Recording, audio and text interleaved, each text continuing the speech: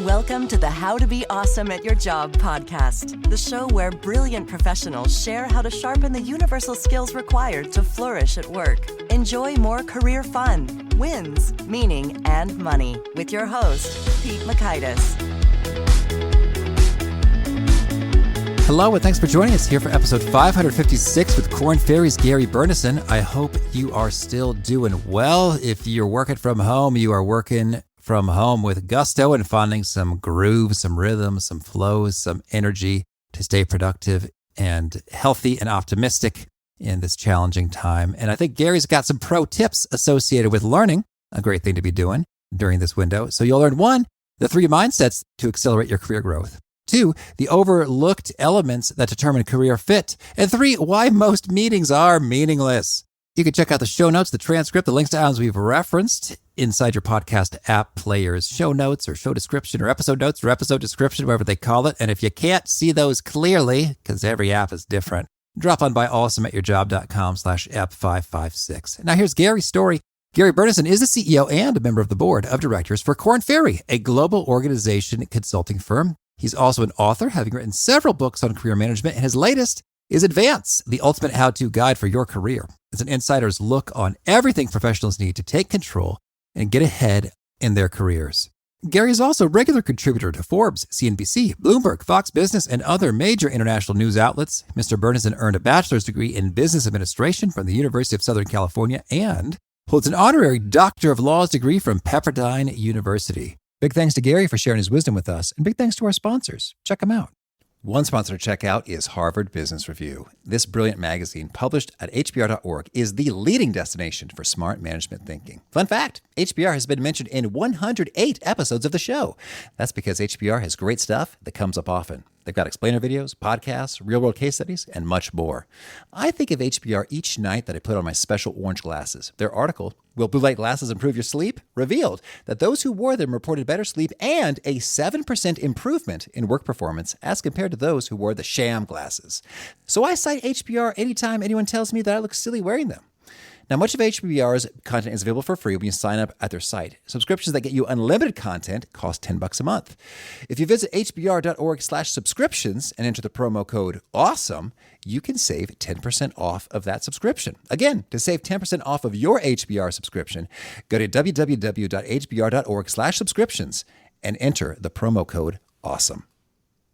And big thanks to our sponsor, Acorns. Acorns makes it easy to start automatically saving and investing for your future. You don't need a lot of money or expertise to invest with Acorns. In fact, you can get started with just your spare change. Acorns recommends an expert-built portfolio that fits you and your money goals, then automatically invests your money for you. NerdWallet.com, whom I love on these sorts of matters, gives Acorns a whopping 4.7 stars and says, quote, if you want to make the most of your spare change, there's no better place to do that than Acorns. Head to acorns.com/awesome or download the Acorns app to start saving and investing for your future today. And we got a legal disclaimer here. It may not be representative of all clients. Tier 1 compensation provided. Compensation provides an incentive to positively promote Acorns. View important disclosures at acorns.com/awesome. Investing involves risk, including the loss of principal. Please consider your objectives, risk tolerance, and Acorns' fees before investing. Acorns Advisors LLC, Acorns, is an SEC-registered investment advisor. Brokerage services are provided to clients of Acorns by Acorns Securities LLC, member at FINRA/SIPC. For more information, visit acorns.com.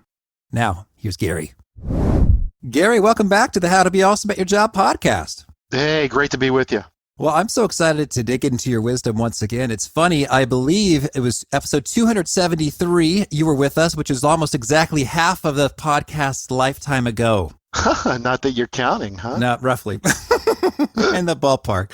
So we're going to talk about how to advance in careers. And I thought it might be fun if you could maybe open us up with a powerful story of someone who was kind of stuck where their career was going and then used some of these tools to get unstuck and see some great results. You know, interviewing is kind of a trip between, it's this in between going to Disneyland and a dentist, and we're all, we psych ourselves out, right? And it kind of goes back to the 6th grade. Are they going to like us? Are they going to like me? What are they going to think of me? It's a very natural human emotion. And I was in a Starbucks in New York City a while back, and there was a young gentleman. He had a triple red eye that he had ordered, and he had a portfolio in front of him, and I figure this guy's getting ready for an interview, and I see the resume, and his leg is tapping, uncontrollably up and down, and I just go up to him and I say, hey, so what are you doing? You got an interview, huh? And he said, yeah, that's exactly right. I really need this job. My wife relocated here, and I've just got to get this thing. And I said, listen, you got to chill out, because you're not going to make it past security. The way you're going right now is not good. And I said, look, you gotta treat this like a conversation. You're not auditioning for Annie. This is not a rehearsed deal. And he ended up, come to find out, he got the job. And he got the job because, he was authentic, he made a connection, and, he gave the interviewer a taste of who he was as a person, not just what he did. Yeah, I think that that's dead on. And I remember being on both sides of the career fair table.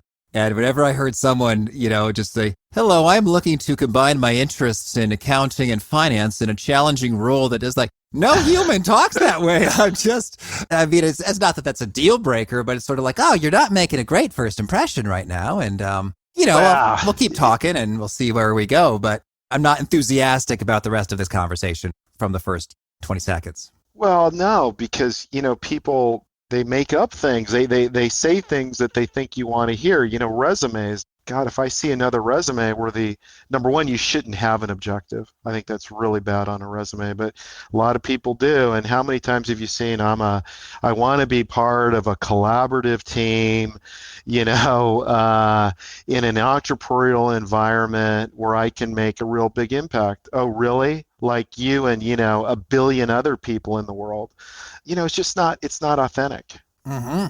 Okay. Well, so, hey, we got some great tips right off the bat. Chill out, keep it authentic, and it's not an audition, it's a conversation. So then tell us, you've got a recent book called Advance. What's the main thesis here?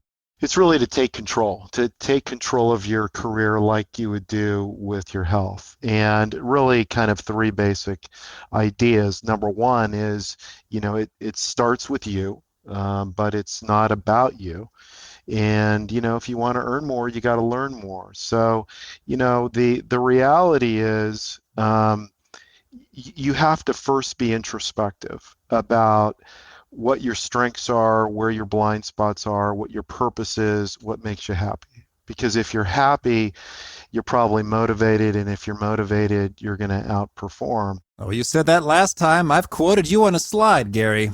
That's one of my faves. It's true. I mean, it's, and people, is this really possible? And yeah, it is possible. I mean, you want to actually, look, we all need to make a living. So there's no denying that. And sometimes you just need a job. I get it. But ultimately you want to get something where you're learning. Because if you're growing and learning, you're probably going to be pretty motivated and pretty happy. And so that kind of introspection, most people just they ignore that step completely. And then secondly, you're not a sculptor in a studio by yourself, and so it starts with you, but it's not about you. And so there's, a whole range of advice in this book around, what do you do with a bad boss? How do you make presentations? How do you work with others? How do you work virtually? What do you do if you're managing for the first time? So, as you progress in your career, you start out as a follower, and I would suggest there's kind of 6 phases to a career, ultimately up to leader. But at some point, you have to make that transition where you're not an individual contributor, and it's really, really hard. And in that transition, you've got to work with others. So despite all the technological advances, the past century, it still comes down to the people, and not just online interaction, but actually old school offline interaction. And then finally, look, it's if you want to earn more, you got to learn more. We've proven that the number one predictor of executive success is learning agility. We've done 50 million assessments of executives all over the world, and Korn Ferry would stake its reputation that it's the number one predictor of success. So the distance between number one and number two is not constant. And the reality is, what does a great athlete do, or what does a coach do after a game? Well, many times they review the tape. They look at the video and they go practice. It's the same for your career. If you're not learning, you're not growing. Mm-hmm. Okay, well, hey, you don't have to convince me. I'm right with you there in terms of learning. And often it's a bit of a do-it-yourself proposition, in many environments. Sort of, I guess, there you go. Advance, take control, much like you do with your health. Well, again, the do-it-yourself proposition. So here's the other thing why it's critical to really target, your next career move, is that the reality is what Korn Ferry would say, that we believe in 70-20-10 when it comes to development. So when you say do it yourself, so listen, only 10% after college of what you learn is in classroom. 90% of it is either who you're learning it from or what your assignment is. And so a critical piece that people don't think about when they're going to go take another job, they focus on the bling, and I can understand why. They focus on the title, focus on the money. I just got to make some more money. Well, that's great, but they completely ignore that it's a marathon. And are you going to learn? And who are you going to learn from? Like, that is, look, and you don't, I can't say you're always going to have a choice, but it's something that you really need to consider for the marathon. Okay, I'm hearing you. And so that's a key consideration, and it's something that's often overlooked. And I want to get some more of these gems from you here in terms of when it comes to employees who are stalling out, they're getting stuck in ruts, they're facing some challenges and not conquering them very often. What do you think are some of the big things that professionals, they got to nail and they're not nailing it so well right now? I think there's a left brain aspect and there's a right brain aspect. So the left brain is all around specialized skills. Okay, so that's very, very hard to answer. It depends on, what function you're in. Is it technology? Is it finance? Are you in a services business, manufacturing? That world has clearly, that's changed. And that's going to vary depending on the person. I would just generally say that learning determines a worker's earnings for life. So those left brain skills have to continually be worked on. The right brain skills get ignored all the time. And those right brain skills are really important to your happiness. And so, they seem like little things, but they're not so little things. And it could be this, little thing called coworkers. The reality is that you're going to spend way more time at work and with your coworkers than you are maybe with your own family. Are they getting right or are they getting wrong the kind of right brain things around who their boss is? Are they learning? Their coworkers? That culture piece is I think today overlooked, and it's critical. I mean, it's critical to just think about your day. Like, what is going to piss you off during the day, right? If you have a job, I guarantee you don't wake up, upset, right? You're probably pretty happy going to work. Then what happens? Somebody says something. It may have been an innocent comment. You get an email, it didn't have the right context. You get a text. Text can't make you laugh or cry. And you just get turned off. And by the time you're driving home, you're so frustrated. And so those things around culture, people don't consider. Right. Yeah, absolutely. Well, I love your pro take there on what are some of the best ways on the outside looking in to get a gauge and evaluation of some of those matters. It's the little things. How are people dressed? How do people interact? What's it like at 7 at night there? What's it like at 7 in the morning? It's funny, you're going to go, you want a new job, and so that you start, I would hope you're actually proactively targeting the companies and not being reactive, but many times people are reactive, which I think is a real problem. But you look at these job titles and these responsibilities, and it's all these words, and it's really hard to tell, okay, but what's my actual job? Like, what am I going to do Monday morning? Because you have all these lofty words and these responsibilities, and it's hard to separate, what you're really going to be doing. And so I think a great way is to really, like when you go to buy a house, if you buy a condo or a house, I love to drive by at 11 o'clock at night and look at the neighbors. Or my oldest daughter was just moving apartments, and I said, Steffi, make sure you go there a few nights a week at 11 o'clock before you sign that lease. Because you want to see it when nobody thinks you're looking, right? The problem with an interview is like it's a performance, right? It's a stage. People are actually looking, but you wanna figure out what the place is like, what the people are like when nobody's looking. Yeah, that's what you're trying to get to.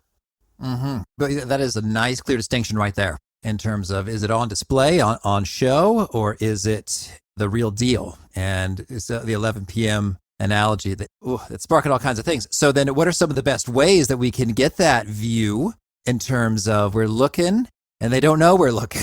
How do we do that? Do we talk to former employees? Tell me more. Yeah, you do. You've got to be kind of, private detective, right? There's no other way to do it. So you have to work your network. You've got to do the 6 degrees of separation. You want to find people that know somebody that works there, right? That's the way you want to do it. And it really does work. I know it seems daunting, but that 6 degrees, of separation really does work. I found it to work in my own life. And so, yeah, you want to work that network. You want to find out from people who have left. Sometimes they may be jaded. I don't place a lot of stock in Glassdoor. I know a lot of people do. But, generally in those kinds of reviews, you're hearing from unhappy people that have left the organization. It could be a reference point. It's something to triangulate, but I wouldn't stake my whole career and reputation on it. If you can drive around, if you can get access into the office or the building, that could be something you can do. But yeah, you've got to look. It's you got to be private detective. Mm-hmm. That's good. Well, so then let's say you're in the job, away you go, we're up and we're running. You've got a number of particular prescriptions when you're in the midst of things. I want to get your take on the boss relationship and meetings. So first, what's the main thing we got to keep in mind in terms of managing a boss relationship effectively over the months and years? Number one, it's not them, it's you. So you're never going to be able to change the boss, but he or she can change you. Right? They can actually fire you. So you can try all you want, but if you keep saying it's them and it's not you, it's not going to get any better. So there's all sorts of different bosses. We've all had them. We've had those that are heroes and inspirational, and we've had those that are just micromanagers and autocrats. And so I think the first thing is you have to look in the mirror.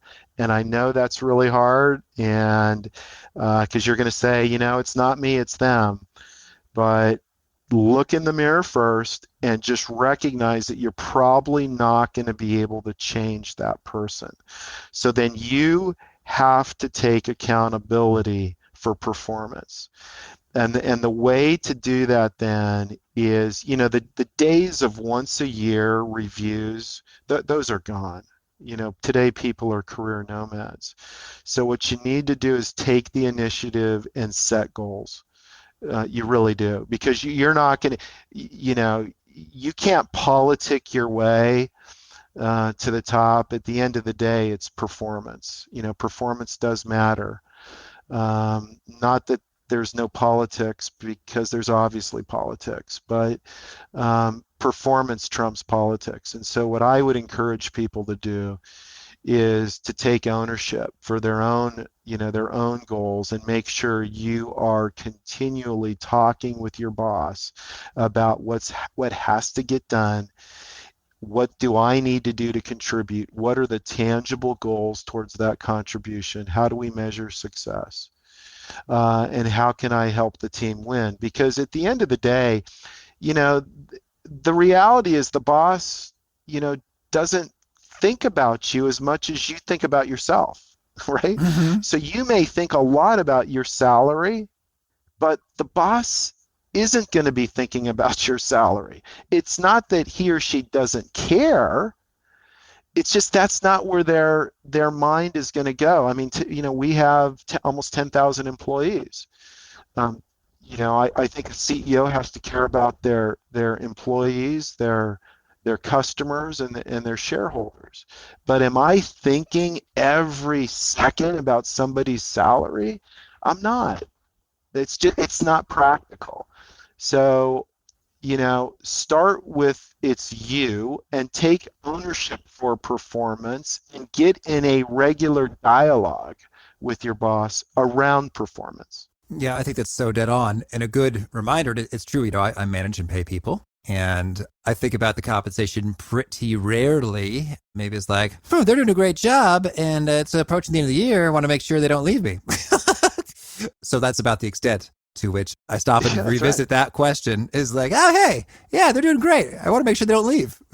Here we go. There you have it. So that's a nice reality check for you. And yes, I'm with you that you got to have those regular ongoing, maybe reconnections associated with what's most important right now. What are we trying to achieve? How are we measuring it? How do we win? And not, I guess, taking anything for granted. And maybe, I guess the alternative to that might be doing whatever lands in your inbox, just doing that, as opposed to these critical goals that we've agreed to. Well, you can't teach hustle.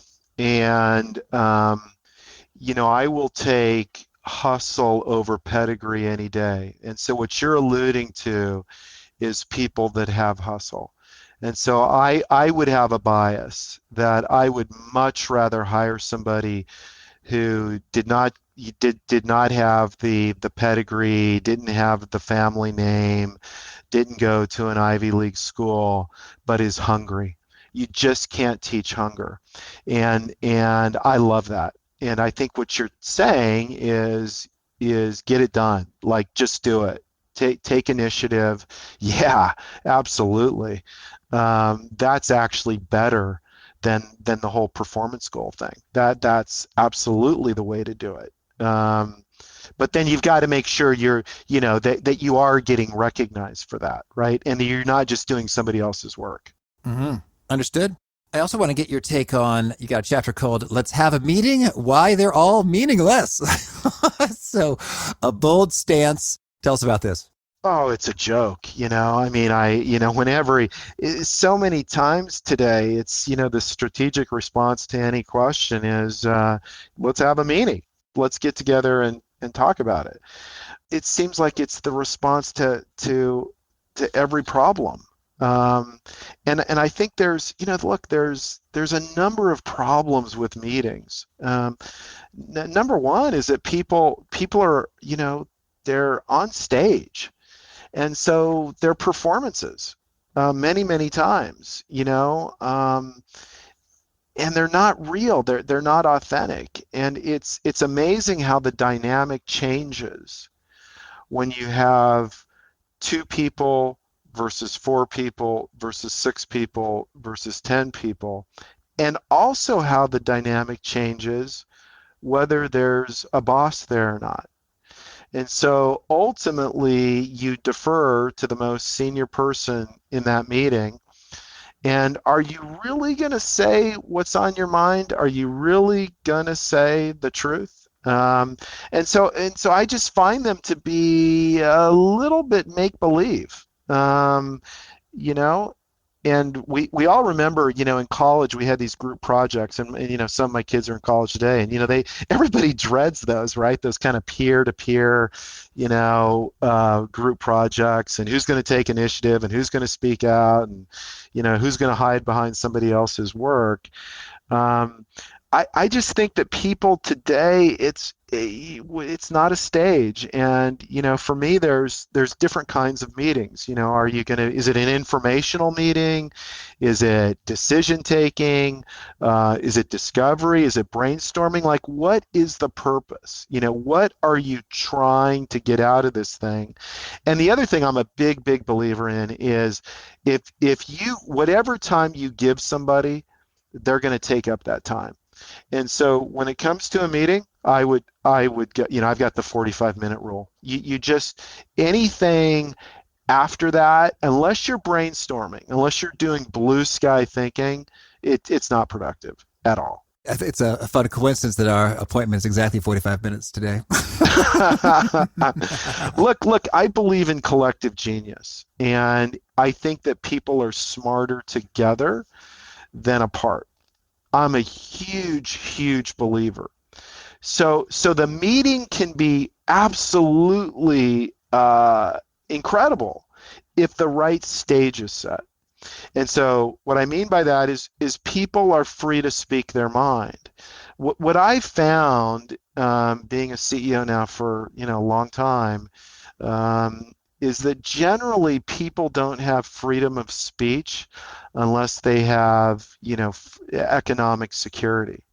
And so to create that environment where people can speak the truth and people can speak their feelings, and that constructive conflict can be turned into collective genius. I love constructive conflict. But you have to have the right orchestrator so that it turns itself into collective genius. Boy, that's really thought-provoking, the notion that you're not really speaking your mind unless you have the economic freedom. And I guess that's true in the sense of, I guess they talk about, the FU money. It's like if you've got that in the bank, then it's sort of like, I'm just going to tell you what I think. Worst case scenario, you fire me, and that's no big deal.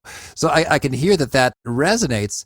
So then if you are kind of working with, managing folks who are, they're not quite paycheck to paycheck maybe, but they sure do need the job. How could we, facilitate that psychological safety, knowing that they do still want to hold on to that job? Well, as the boss, you can't have retribution. I mean, if your actions don't mirror your words, then it's never going to happen. So as the boss, you have to ensure that there really is a safe zone. And that is absolutely reinforced, every single day. But we had a funny story recently. I mean, it's kind of, sad, funny, however you want to look at it. But we were interviewing an executive, and the company was looking for a new leader, and they wanted this person. They really thought they wanted somebody who was collaborative. And so we were interviewing this executive, and so they said, the interviewer asked, so give me an example of how you collaborate. And he said, look, it's easy. Well, we have a meeting, and we go around the table, and we either give a thumbs up or thumbs down to the idea. And the interviewer said, so how do you exactly do that? And he said, well, it's simple. I first, give my view on, okay, this is a bad idea or good idea. So I say thumbs down. And the interviewer says, so you go first. So how does that really work? And the executive says, well, we have complete alignment. Complete Go figure. Everyone agrees with you. Everybody agrees with me. Needless to say, this person did not get the job. So you as the boss, you have to make it real and you have to set the tone. And as the coworker, what you can't do is take things so personally that you start spreading all sorts of news and, at the water cooler. I mean, you just can't do that. That turns into a very cancerous environment. Okay. Next bit, you mention the top 20 must-haves for career development in your book, and that's a lot. So can you give us the top two? Number one is humility, and the second is self-awareness. And I say those two because those are the starters. Without those, the other 100 things will never happen. Because again, performance is not just absolute, it's relative. And so this distance between 1 and 2 is not constant. You have to improve yourself. Well, if you don't have humility, then you're never going to be self-aware. So you have to have enough humility to be able to look in the mirror and say, what do I need to improve on? Like any great athlete does. Those are absolutely, you have to have those two, because without those two, it'll be the exception rather than the rule in terms of making more money, getting those promotions, advancing, and all that. Perfect. Thank you. Gary, tell me anything else you want to make sure to mention before we shift gears and hear about some of your favorite things.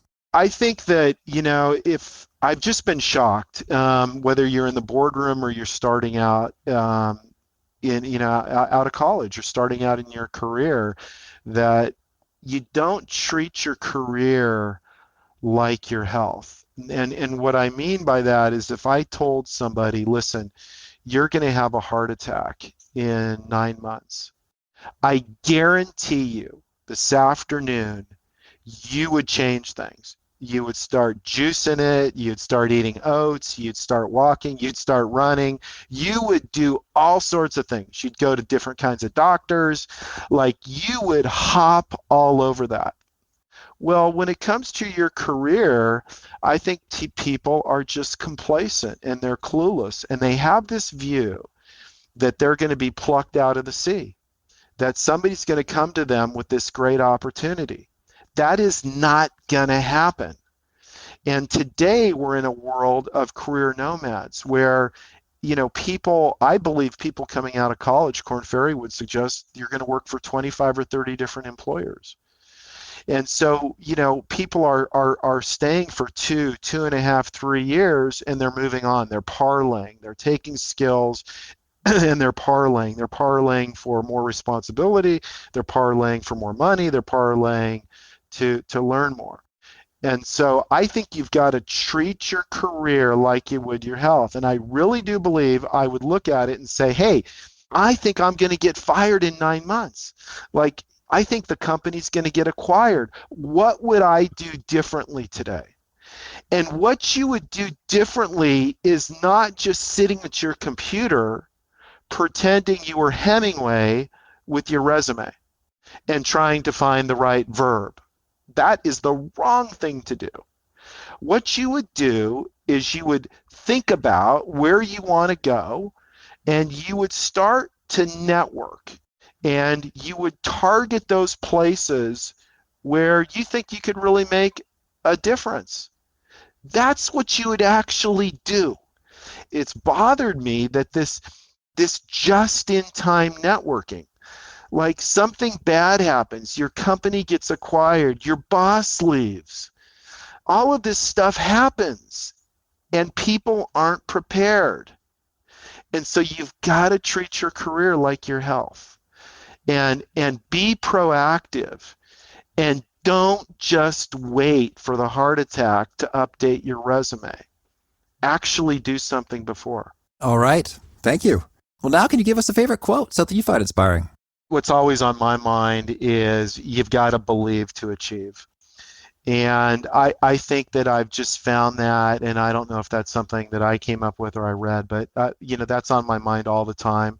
And there's another one that's on my mind all the time, and that's, fail fast and learn faster. And so most people are scared of failure, but the reality is that's how we learn. Whether we like it or not, we learn through failure. And you have to try things. You have to take risks in life if you want to grow. And when you say you got to believe to achieve, can you unpack what that means in practice for a career? You have to believe in yourself. You have to have that inner confidence. And so if you're the CEO like myself, I think the most important thing is purpose. In other words, most CEOs, they think about the what and the how and the why, and the where, but they don't think about the why. And the why is the most important thing I think in business. The why is, why are you in business? And so I call that purpose. For me, as a CEO, what I have to believe is I have to believe in purpose. I have to believe in our purpose, because if I can authentically represent that to 10,000 people, people will get behind that. For an individual, I would say that you have to believe in yourself. Without that, it is going to be very, very hard to advance.